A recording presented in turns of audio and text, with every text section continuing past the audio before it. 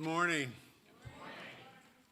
I'm Herbert Loud. It's my privilege to serve as one of the elders here at Scots Kirk, and on behalf of our pastor Jim Mitchell and our session, I'd like to welcome all of you on this beautiful Lord's Day today to worship with us, those who are here and those who may be following online. We'd like to take a few moments just to highlight several of our announcements that are in your bulletin. The youth group is going to be meeting today at 4 o'clock, not at 5. They will be here. Our family meal will be here at 5, and we invite people to come back and to bring dishes with you for that. I'd also like to mention that the session this morning approved our first ever intern for Scots Kirk to help us as a pastoral intern, and while he's standing, Dallas Christoph is going to be serving us in that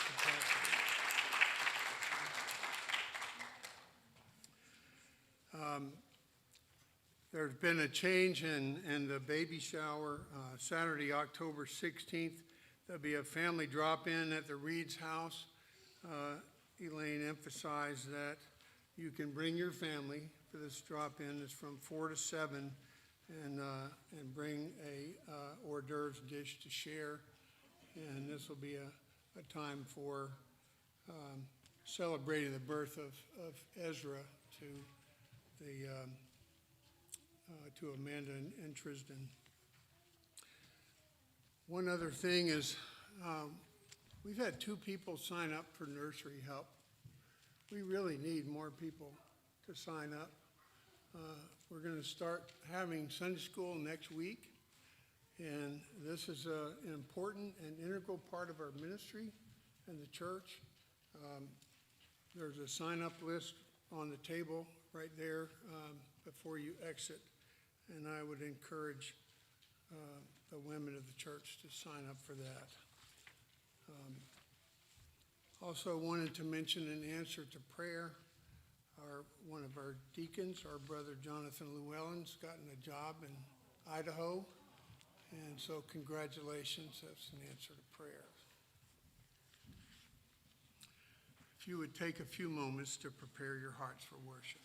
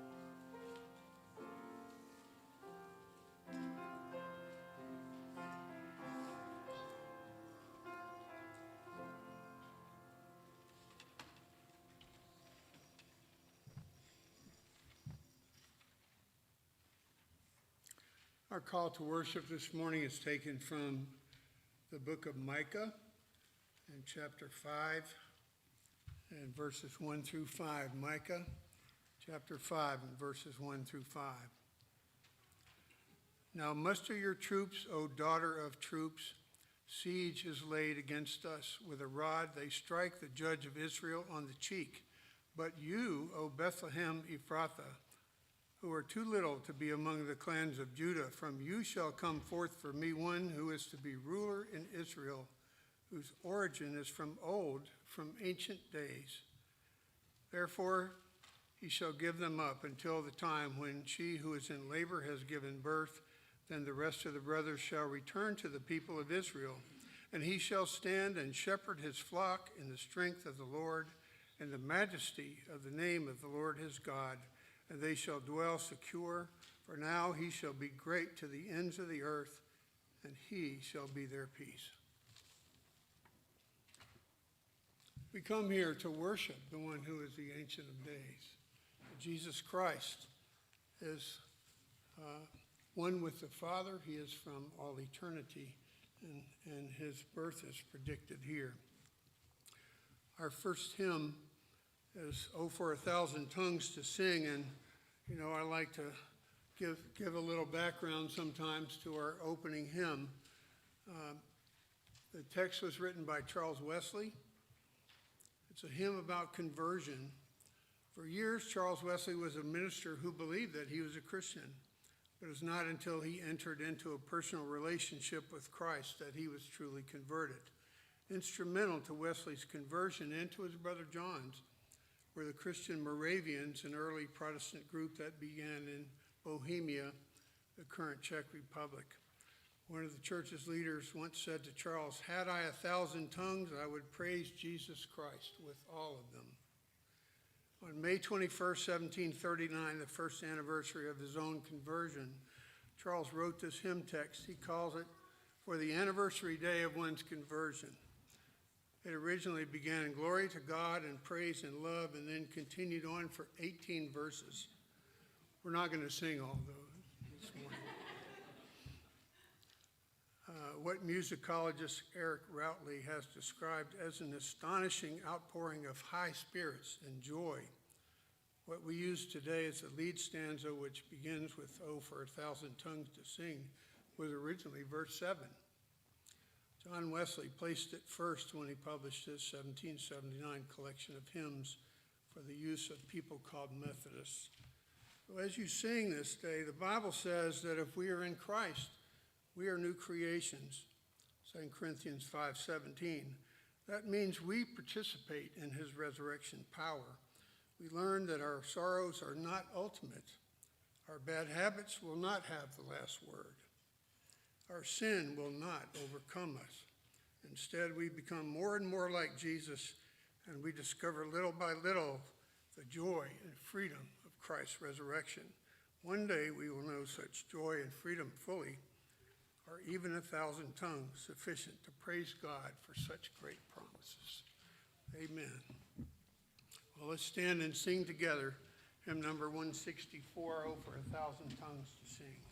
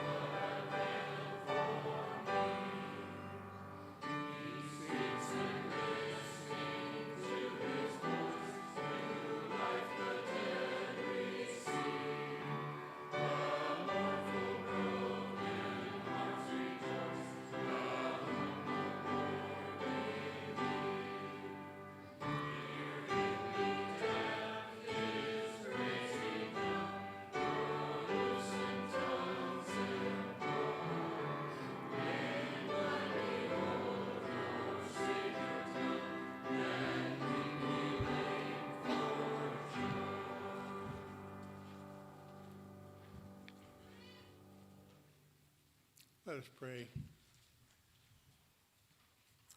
Father God, we come today to worship you, for you are worthy of our praise. Lord, you are the one who has been from all eternity. You are and you will be to all eternity. You are the one who has created all and who sustains it by the power of your word. Lord, we pray that you would be with us today by your Spirit as we celebrate the Lord's Day, which is the resurrection of our Lord Jesus Christ, who has come to take away not only our sins, but the power of sin over us. Lord, we pray that you would bless this worship to your glory and honor. And we ask it in the name of our Lord Jesus Christ, who taught his disciples to pray, saying, Our Father, who art in heaven, hallowed be thy name. Thy kingdom come, thy will be done, on earth as it is in heaven. Give us this day our daily bread, and forgive us our debts, as we forgive our debtors. And lead us not into temptation, but deliver us from evil. For thine is the kingdom, and the power, and the glory forever. Amen. Please be seated.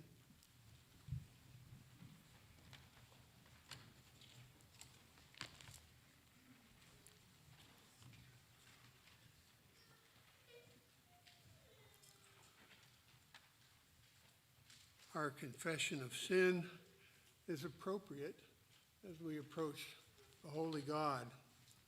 Scripture has told us that one purpose of the law is to turn us to Christ as we look at the law and see how we cannot possibly fulfill it. We have to have a Savior who fulfilled the law on our behalf. And we'll read from Deuteronomy 5, verses 6 through 21. These are the 10 Commandments. I'm the Lord your God who brought you out of the land of Egypt, out of the house of slavery. You shall have no other gods before me. You shall not make for yourself a carved image or any likeness of anything that is in heaven above, or that is on the earth beneath, or that is in the water under the earth. You shall not bow down to them or serve them, for I, the Lord your God, am a jealous God, visiting the iniquity of the fathers on the children to the third and fourth generation of those who hate me, but showing steadfast love to thousands of those who love me and keep my commandments. You shall not take the name of the Lord your God in vain, for the Lord will not hold him guiltless who takes his name in vain. Observe the Sabbath day to keep it holy, as the Lord your God commanded you. 6 days you shall labor and do all your work, but the seventh day is a Sabbath to the Lord your God. On it you shall not do any work, you or your son or your daughter or your male servant or your female servant or your ox or your donkey or any of your livestock or the sojourner who is within your gates, that your male servant and your female servant may rest as well as you. You shall remember that you were a slave in the land of Egypt, and the Lord your God brought you out from there with a mighty hand and with an outstretched arm. Therefore the Lord your God commanded you to keep the Sabbath day. Honor your father and your mother, as the Lord your God commanded you, that your days may be long and that it may go well with you in the land that the Lord your God is giving you. You shall not murder, and you shall not commit adultery, and you shall not steal, and you shall not bear false witness against your neighbor. And you shall not covet your neighbor's wife, and you shall not desire your neighbor's house, his field, or his male servant, or his female servant, his ox, or his donkey, or anything that is your neighbor's. As we look at these, we recognize that we have broken all of them at one time or another, particularly as Jesus expanded upon the meaning of the law. So take a few moments, bow your heads, and do your silent confession of sin to the Lord your God.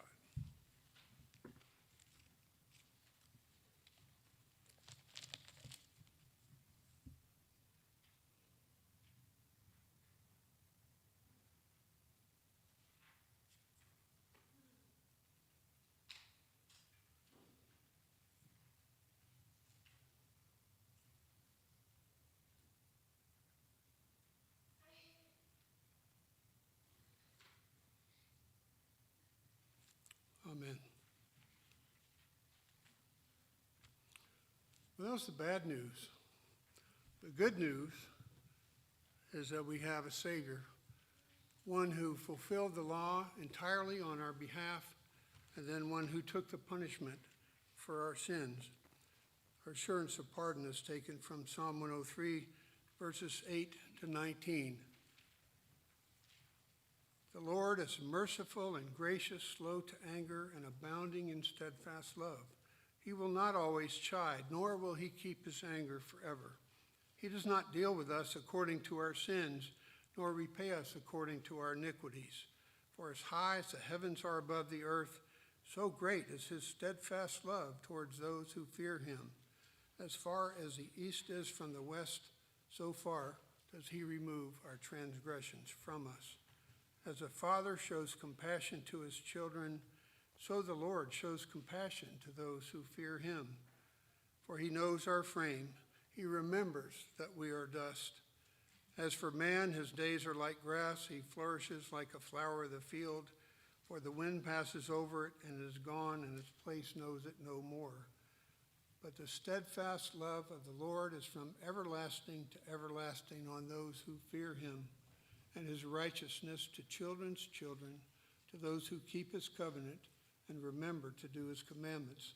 The Lord has established his throne in the heavens, and his kingdom rules over all. Amen.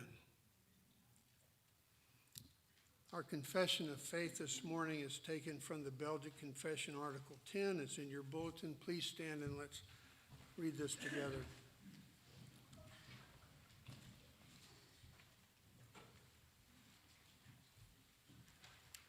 We believe that Jesus Christ, according to his divine nature, is the only Son of God, eternally begotten, not made or created, for then he would be a creature.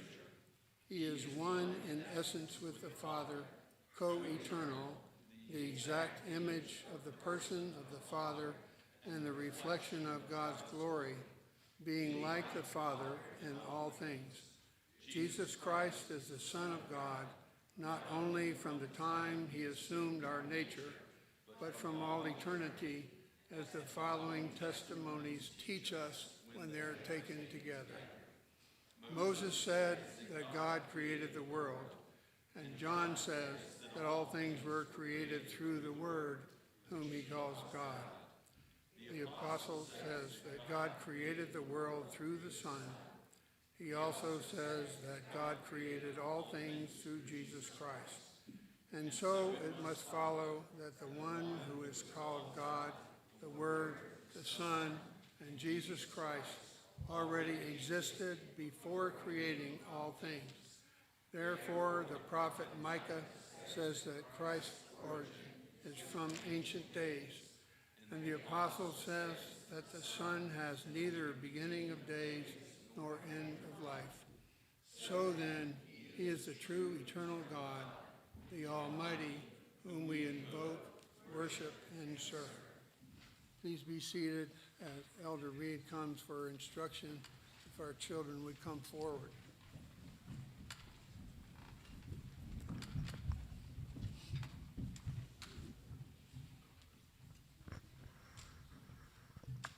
I think we have one right down here. Okay.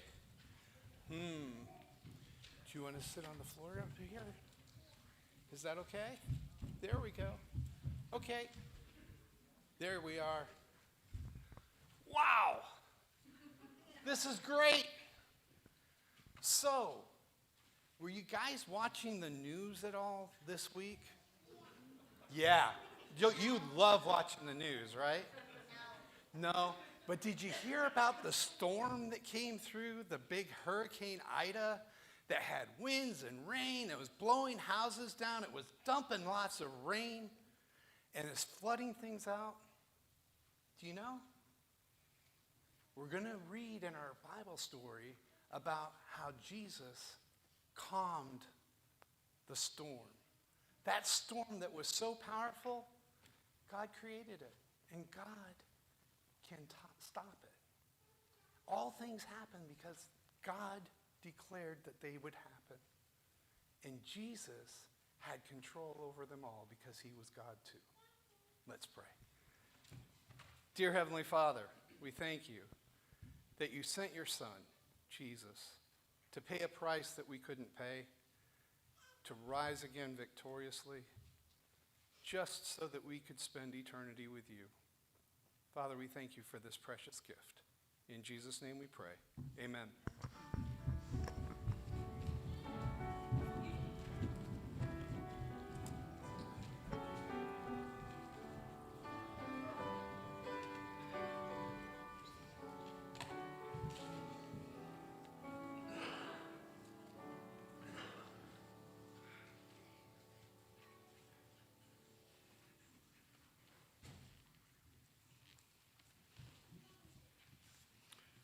Our scripture reading this morning is taken from the Gospel of Matthew, chapter 14, if you'd like to follow along in your copy of God's Word. Matthew 14 and verses 22 to 36.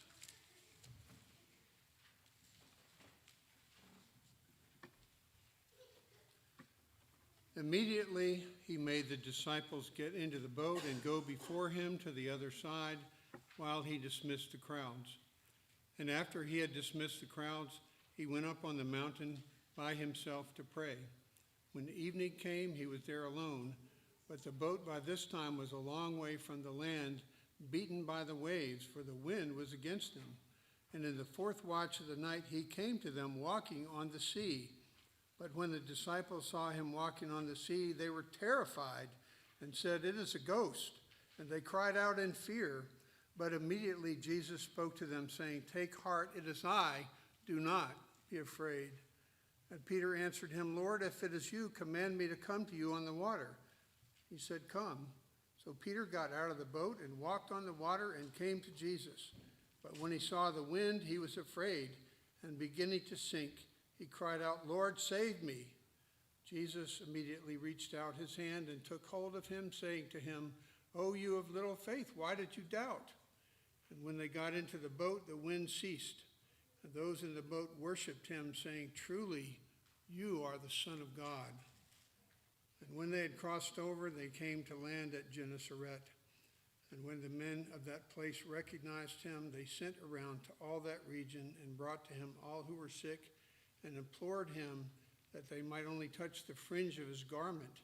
And as many as touched it were made well. Grass withers, the flower fades, but the word of our God stands forever.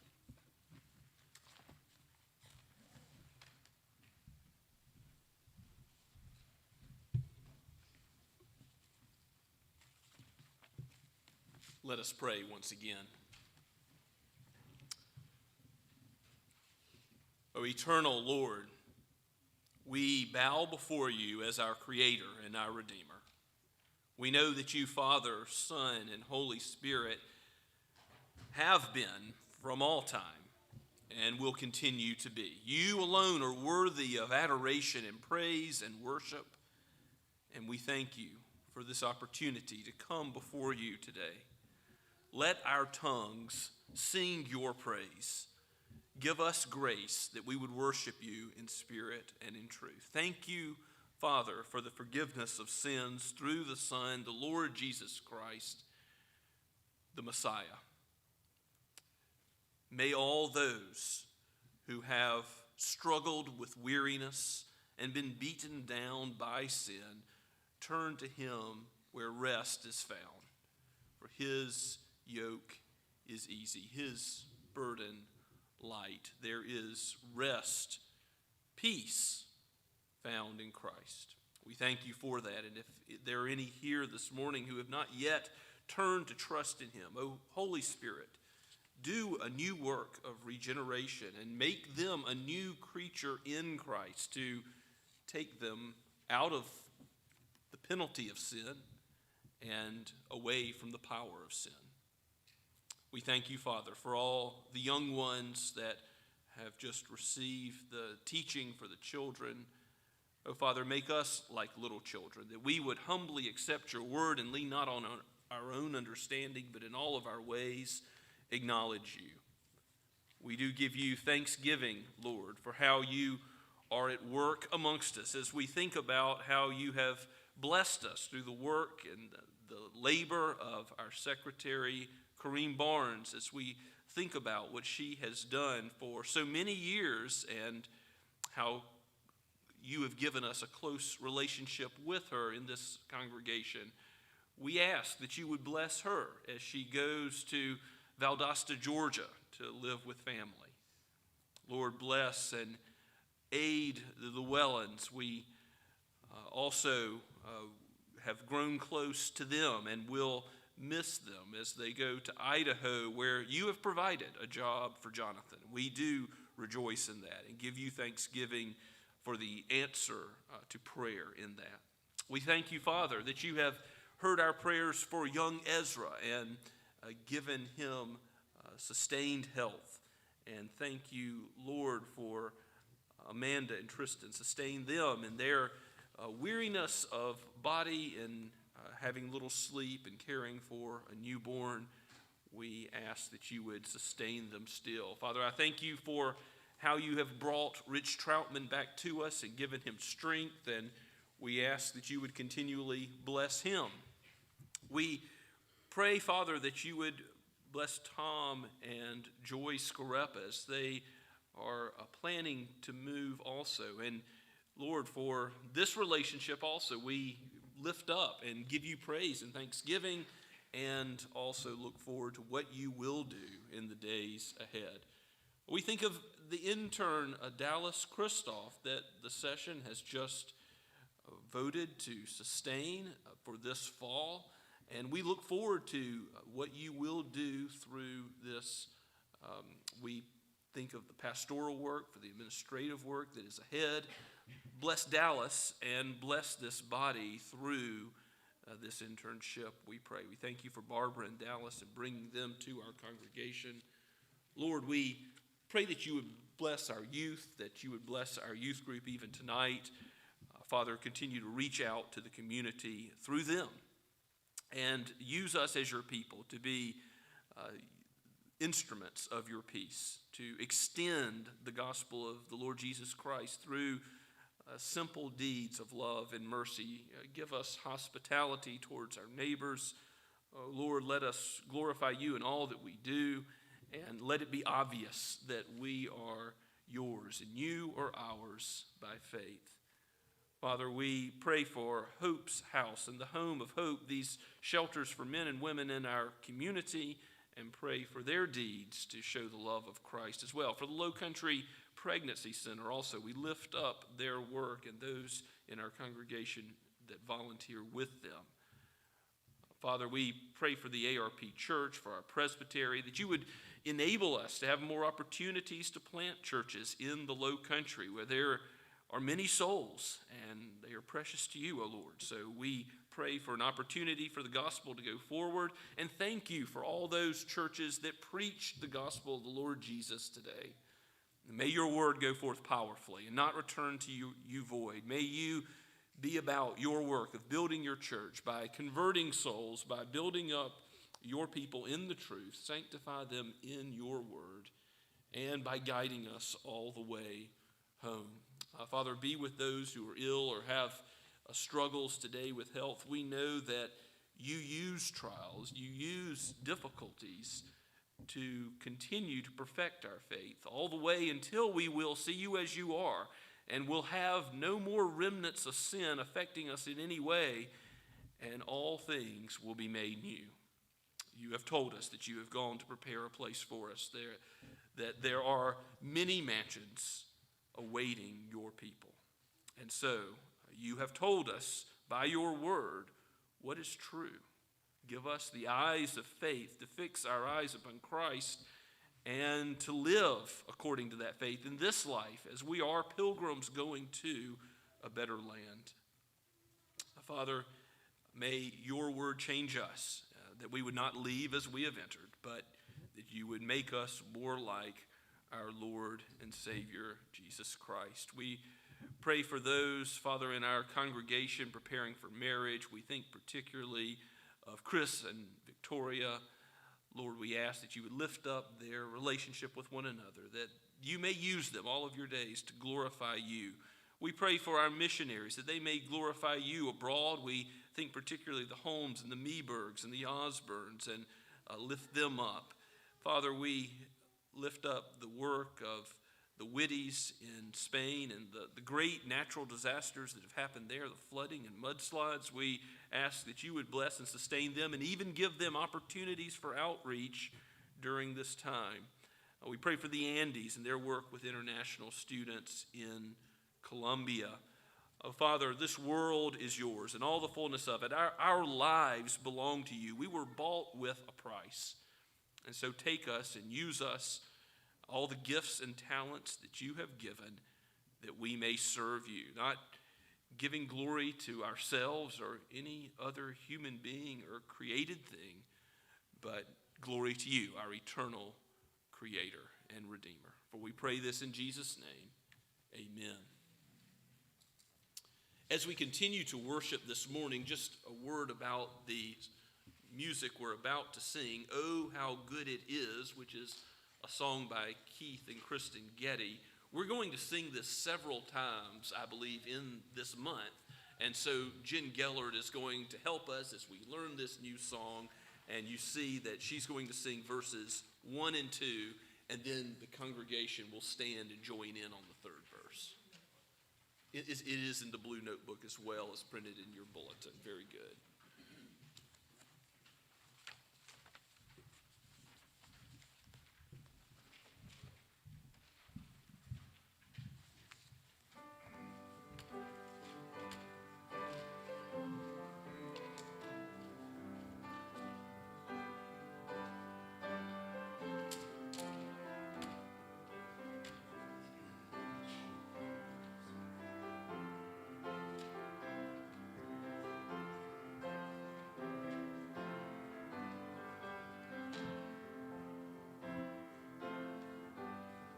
Oh, how good it is when the family of God dwells together in spirit, in faith and unity, when the bonds of peace, of acceptance and love are the fruits of his presence here among us.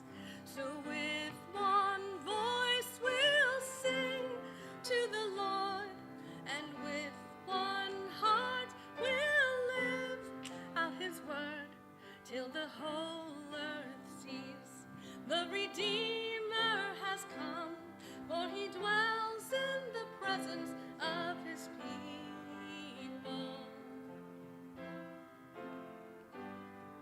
Oh, how good it is on this journey we share to rejoice with the happy and weep with those who mourn. For the weak find strength, the afflicted find grace when we offer the blessing of belonging. So with one voice we'll sing to the Lord, and with one heart we'll live out his word till the whole earth sees the Redeemer has come, for he dwells in the presence of his people. Oh, how good it is to embrace his command, to prefer one another, forgive as he forgives. When we live as one, we all share in the love of the Son with the Father and the Spirit. So with one voice we'll sing to the Lord, and with one heart we'll live out his word till the whole earth sees the Redeemer has come, for he dwells in the presence of his people.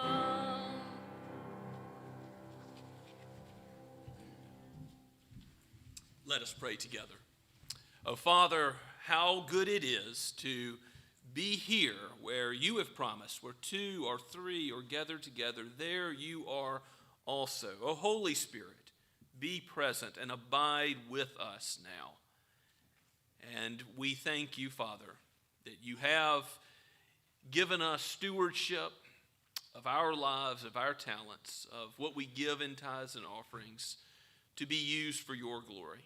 May it be so. May your kingdom go forward on the earth, even as we look towards that better land, Canaan's blissful shore. For we pray in the name of our great Savior, the Lord Jesus Christ, the Holy One of Israel. Amen.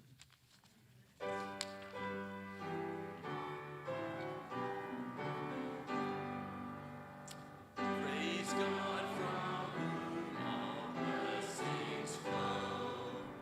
Praise Him, all creatures here below. Praise Him above the heavenly host.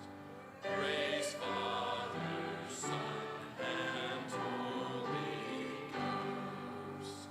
Amen.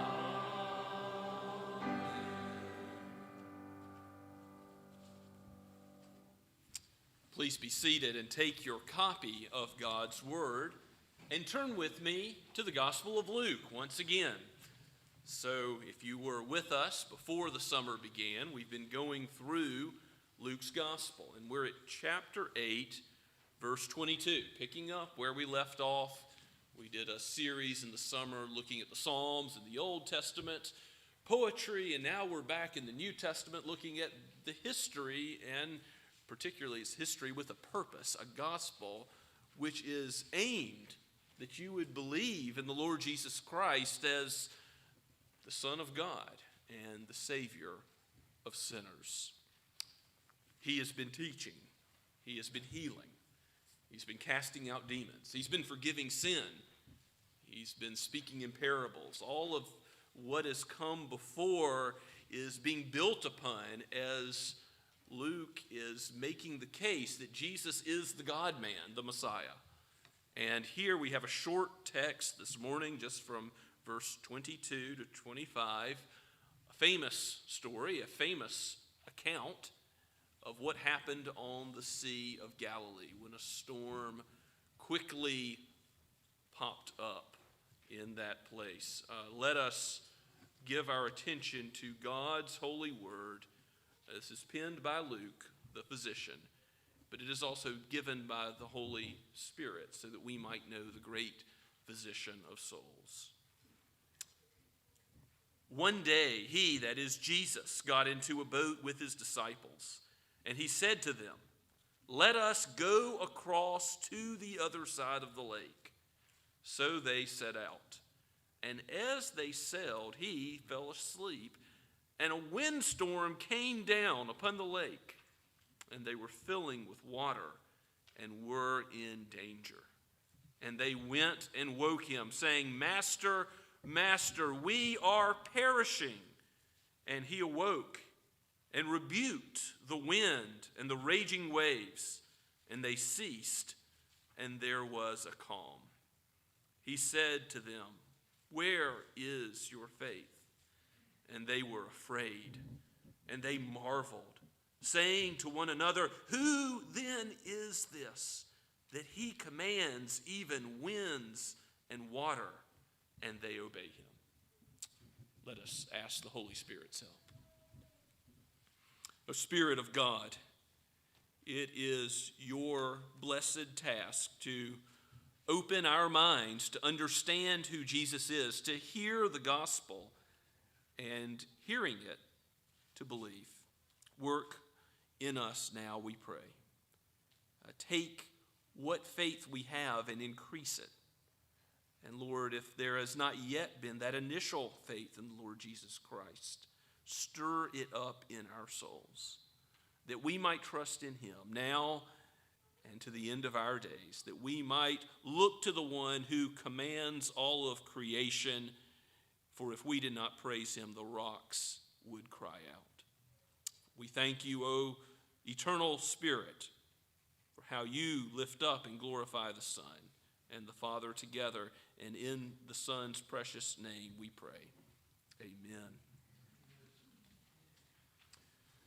Jesus not only walks on the water, as we read in Matthew's gospel earlier, on a different occasion on the Sea of Galilee, and he not only, back in Luke chapter 5, enables the disciples to catch, if you remember, a massive catch of fish, so much that they had a hint, a clue of his divinity even then. Here, Jesus calms the storm.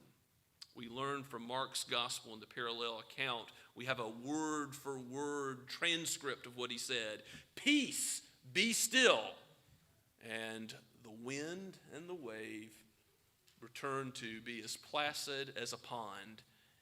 And this marvelous work of Christ shows them who he is, such that they're afraid, such that the disciples see this is the holy presence of God in their midst. Look back at the beginning of our text as we go through this bit by bit. We see that Jesus gets in a boat with his disciples and he tells them what the plan is. He says, we're going to go across to the other side of the lake. Now that's something they should have remembered in the events that are about to happen. Yes, Jesus is leading them into danger. There is a storm that's coming. Perhaps a natural storm. The Sea of Galilee is below sea level, kind of unusual, and surrounded by mountains, and cold air can come down quickly, and then once the thing gets brewing, a relatively small sea or great lake, its waves can swirl back and forth in such a way it's hitting the shore, and it's a cauldron of a storm that can brew quickly. This is an unknown in that place. But it could have even been something that God, by his hand, above normal, natural means, stirred up. We see that the disciples, when they observe that they are in great danger, that they are perishing in their minds, or about to perish, that this is not the observation of the uninitiated rookie fishermen. No, these are seasoned fishermen who have already seen that Jesus has great power, and they go to him realizing that if they've got any hope at all, it's going to be because he does something. It's a serious situation. So what were the wind and waves doing exactly? Were they hurricane-force gales? Some suggest the language here is suggesting that type of wind, and obviously the boat was filling with water, so they're thinking we drown because we sink or we're flipped over, but they're going to face a watery grave. They should have remembered what Jesus promised, that they're going to go to the other side of the lake, that they're not going to drown in the middle of it. And it is apparent that Jesus was confident in their care and provision, because he, in verse 23, has fallen asleep. His head is on the pillow. Again, we read from the parallel accounts, in the stern of the ship. And a windstorm came down on the lake, and it's filling with water, and they're in danger. There is danger, but Jesus is showing his humanity, by the way, that he is certainly the God-man. He is divine. We're going to see that in this text. But he is a true human being who knows weariness. He knows bodily tiredness. If any mother has stayed awake with a newborn child, you know this feeling of the body can't keep going. And Jesus is so tired that he falls asleep with wind and wave, all this commotion, the boat rocking. He still falls asleep. He's that weary. He's been ministering nonstop, and he falls asleep, showing his humanity. He was like us in every way. There's only one way Jesus isn't like all other human beings, and that's sin. He has no sin. And sin isn't essential to being a human being, because back in the garden, Adam and Eve were created by God as real human beings, but with no sin. Jesus is the second Adam, the one who was born through the Virgin Mary as the Holy Spirit overshadowed her, and he was born a true human, but without sin. And so the disciples go in verse 24 to him, and they say, Master, Master, we are perishing. Or in other gospel texts, they cry out to him with different verbiage, like Lord, Lord, teacher, teacher. But probably all of the above are true. It's not showing any inconsistency in Scripture. Probably the disciples are calling out in every way they can to Jesus. They're crying out, we are perishing. And we learn from Mark's gospel that they even say, don't you care that we are perishing? They callously question whether or not Jesus cares. Well, we'll see what the answer to that question is. He's already given them his word. They're going over to the other side of the lake. And they should have remembered the covenant promises of God as we think about the Psalms and all that has come before this summer, and thinking about how God has shown himself to be a God that never leaves or forsakes his people, how his covenant love abides. That just flip to one psalm with me for an example, Psalm 107. Any sailor in Israel would have known this psalm. Psalm 107 gives a hint at God's care for those on the high seas. We'll begin reading verse 23. It's a longer psalm, but beginning there, some went down to the sea in ships, doing business on the great waters. Okay, these are sailors. And they saw the deeds of the Lord, his wondrous works in the deep. For he commanded and raised the stormy wind, which lifted up the waves of the sea. They mounted up to heaven, and they went down to the depths. Their courage melted away in their evil plight. They reeled and staggered like drunken men and were at their wits' end. In other words, this is a severe storm that's in view. Then they cried to the Lord in their trouble, and he delivered them from their distress. He made the storm be still, and the waves of the sea were hushed. They were glad that the waters were quiet, and he brought them to their desired haven. Let them thank the Lord for his steadfast love, his covenant mercy, for his wondrous works to the children of man. Let them extol him in the congregation of the people and praise him in the assembly of the elders. You see, the disciples had every reason to expect that the Lord Jesus cared about them and would hear their cry in distress. Here is a situation where they need the water to be still, and they've got the very one who created the water and holds every molecule of the wind and wave together by the word of his power. This is Jesus of John 1 and Colossians 1 and Hebrews 1. This is Jesus, eternal God, the one who has already shown his power through forgiving sin and casting out demons and healing and great miracles. And here, he's going to show them that he cares. Peace, be still is his command, his rebuke, it says in our text, to creation. An interesting word choice that he rebuked the wind and the raging waves, as if a demon to tell it to go out. He says, this fierce storm in creation must do its work no more. It must be still and hushed and quiet. And then, along with rebuking creation, he rebukes the disciples. In verse 25, he asks them, where is your faith? You see, the disciples needed correction. This is part of God's fatherly care for us, that he corrects us and uses trials to strengthen us when we worry, when we fret, when we doubt. He leads us back to trust in Christ, to put our eyes on him and not take them off, to look to him for the solution to our problem, and even if our problem isn't solved, to know that he's going to be with us through every difficulty. The Lord Jesus has told the disciples where they're going, just as he's told us that he's prepared a place for us, and where he's going to take us. We have a home promised. in our journey, whatever trials and difficulties we face in this life.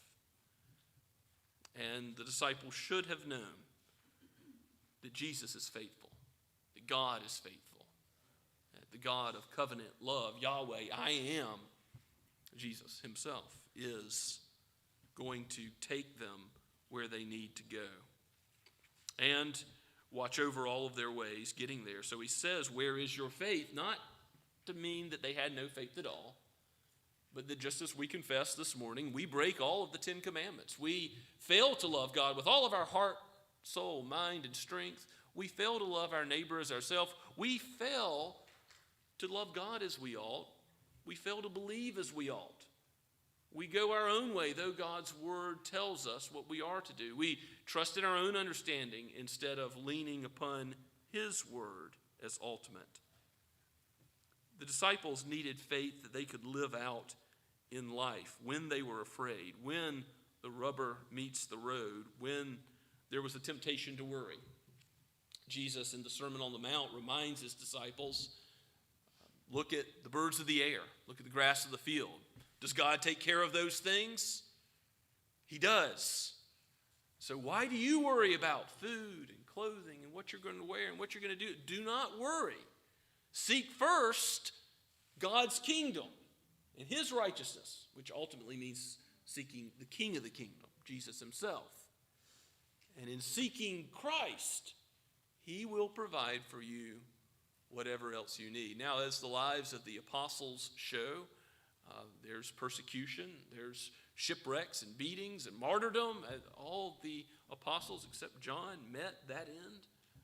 We don't have a promise of no difficulties in this life, just the opposite, that we will face difficulties because of following Christ. And yet, we will face ultimate care, complete care, as he shepherds us through this life and into the next.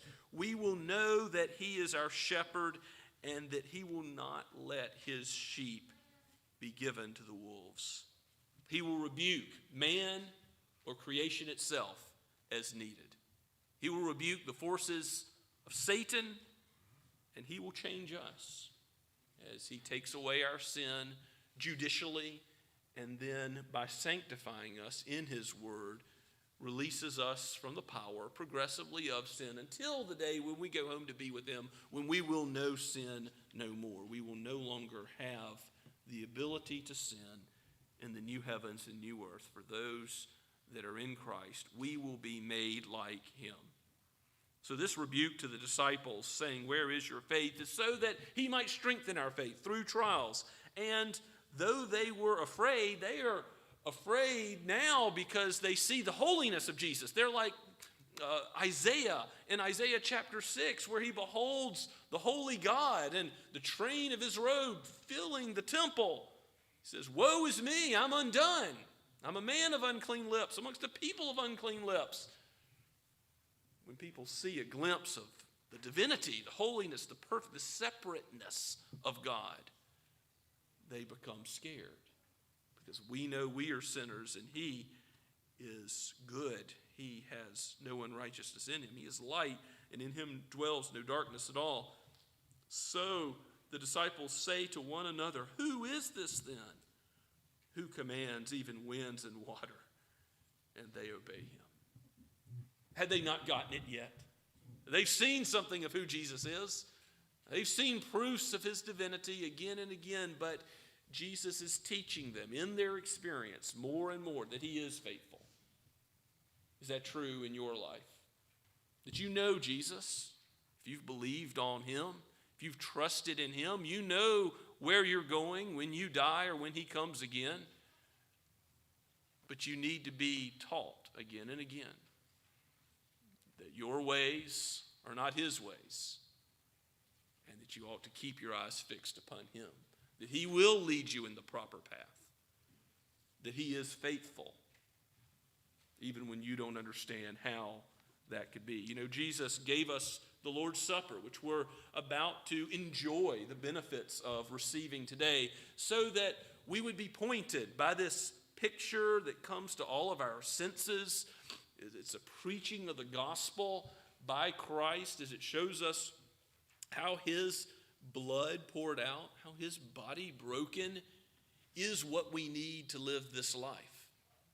It shows us how he sustains his people by his grace. He says we need this picture. We need to be pointed to what he's done. The gospel, not just once, but again and again. And in the Christian life, what is our strength? That we're connected to Christ, that we're in him, that he is the vine and we are the branches. We are in Jesus able to do all the will of God that he has for us by the power of the Spirit.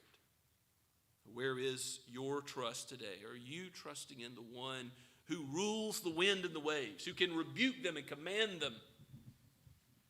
The one who was there at creation. This text was used powerfully, some would argue, in the life of the greatest English Puritan who ever lived, John Owen, a great mind, a great pastor, a great theologian. It was used to convert him. He went to church, it's written in his diary, expecting there to be one preacher. But there was another, a fill-in, a nameless fill-in preacher who preached from this text. And God used that to show John Owen that Jesus is the only one worthy of trusting in, the only name under heaven by which we may be saved, the only place to receive righteousness, the only place to receive atonement. And so, may God use it today. If you have not yet trusted in this Christ, if you have not yet come to him who says, I am the way, the truth, and the life, no man comes to the Father except by me. Know that there is no other source except the God-man to pay the penalty we deserve to pay, to live that life that we haven't lived. And as I leave with you a quote from J.C. Ryle, I have printed in your outline that there is a wonderful truth that Jesus went to the storm of the cross so that we would understand he cares. Whatever our plight in this world, has he not shown that he cares by going to Calvary and doing this for us? What though your conscience within be lashed with recollection of countless transgressions or torn by every gust of temptation? So you see Ryle saying part of the difficulties of this life are not just physical storms on the water, but what sin does to you.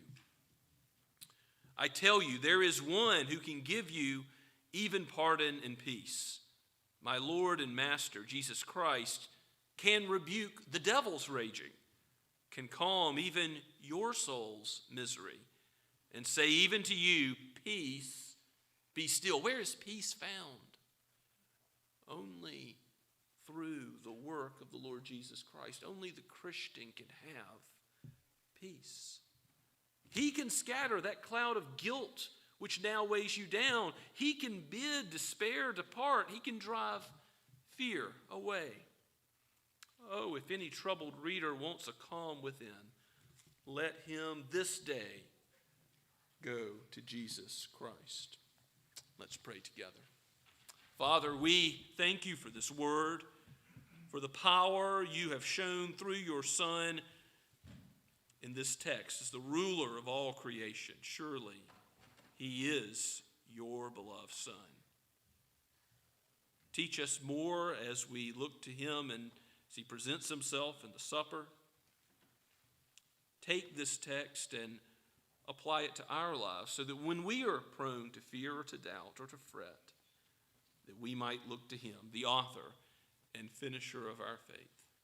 For we pray in Jesus' name, amen. Now, as we respond to God's word and prepare for the Lord's Supper this morning, let us sing the first three verses of number 520, Jesus, thy blood and righteousness. Let's stand as we sing.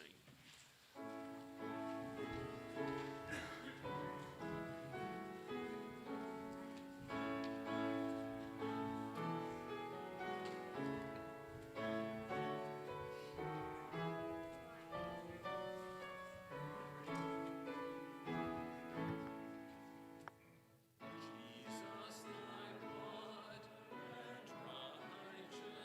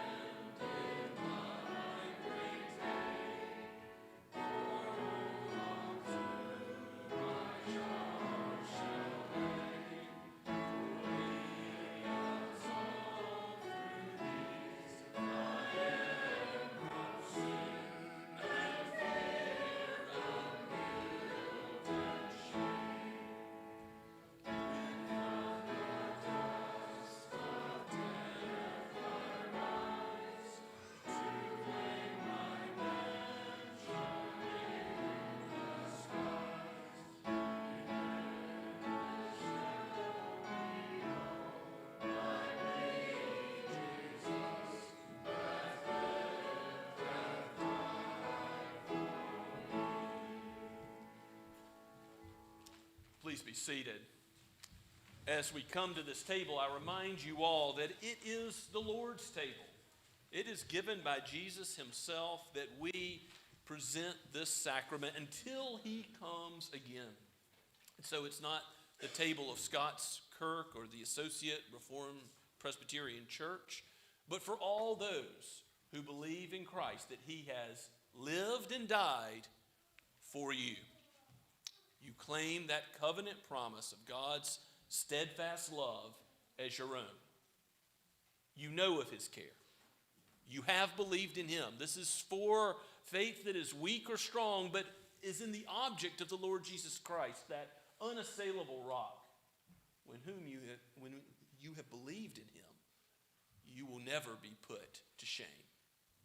You will be his forever. And so if you have professed your faith and joined a church where Christ is honored and proclaimed, take part in the Lord's Supper today with no fear. Look to Christ as he's presented. If you have children or if you yourself have not yet believed in Christ, don't partake, because the Apostle Paul says that this brings judgment on the one who eats and drinks unworthily, who doesn't discern the body and blood of Christ in the supper. Of course, these are common elements. They don't change to be anything other than common elements, but they are set aside by God for a holy use, that we would see Christ, that we would see the gospel presented, that it would not just be a memorial about what Christ has done, but it would also be a sign of his continual care, his continual provision to give you the strength to aid you all the way home. That if he has begun a good work in you, fellow Christian, he will be faithful to complete it. To his name be the glory. Let's pray together. Father, we thank you for this meal. And we thank you most of all for your Son bearing the wrath that we deserve to bear, for taking the shame of the cross that should have been our shame. Please use these elements. Use this time as they are presented to our hands and our mouths, that we would understand Christ's redemption. And let it be that you sustain us all the rest of our days by your glorious grace to the praise of your name. In Jesus' name we ask it. Amen.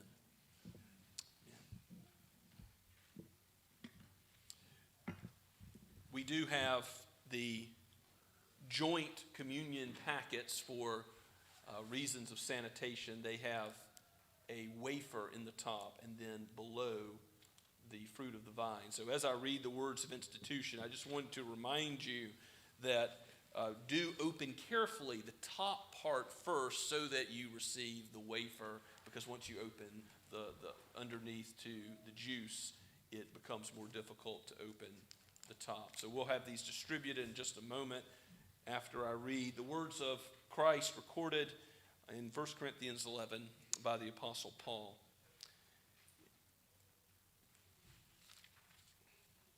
For what I received from the Lord, I also delivered to you, that the Lord Jesus, on the night when he was betrayed, took bread, and when he had given thanks, he broke it and said, "This is my body, which is for you. Do this in remembrance of me." In the same way, he also took the cup after supper, saying, "This cup is the new covenant in my blood. Do this as often as you drink it in remembrance of me. For as often as you eat this bread and drink the cup, you proclaim the Lord's death until he comes."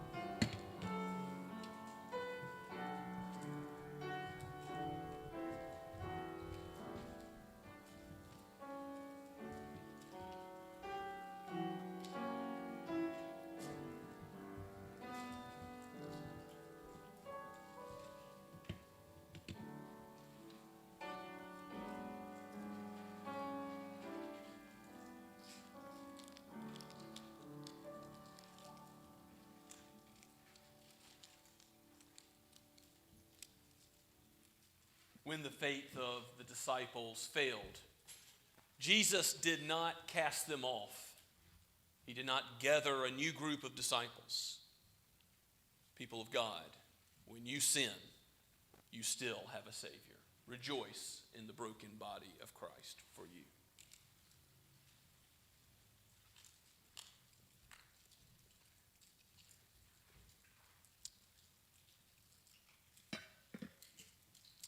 Jesus also gave them the cup, representing his blood, knowing that he was going to the cross to pour out his life. But Jesus himself had no sin. He was the Holy One, the only one who could do it, to be the spotless Lamb of God for us. Rejoice at the life-giving blood of Jesus.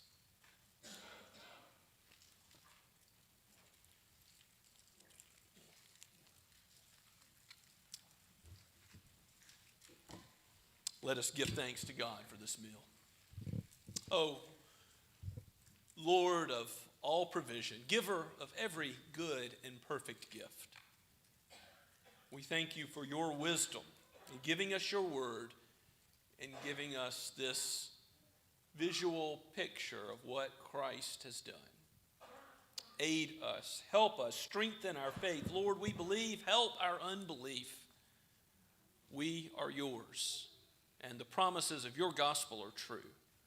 You have told us where our eternal home is. Help us to trust in you for that great day of perfection and glory, but also for every day in between, that we might live to do your will and to see your kingdom built up, to see the gospel propagated and lived out even in our own lives. You have chosen to use jars of clay. So be it, Lord, that you would use us for your glory.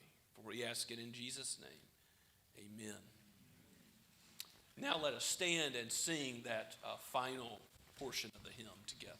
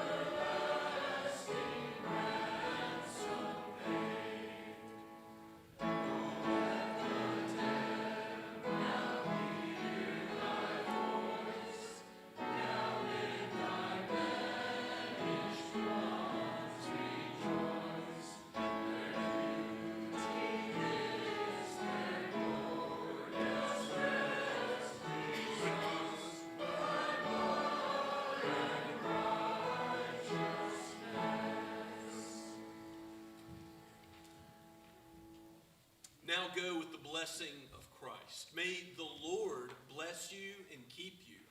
May he cause his face to shine upon you and be gracious to you.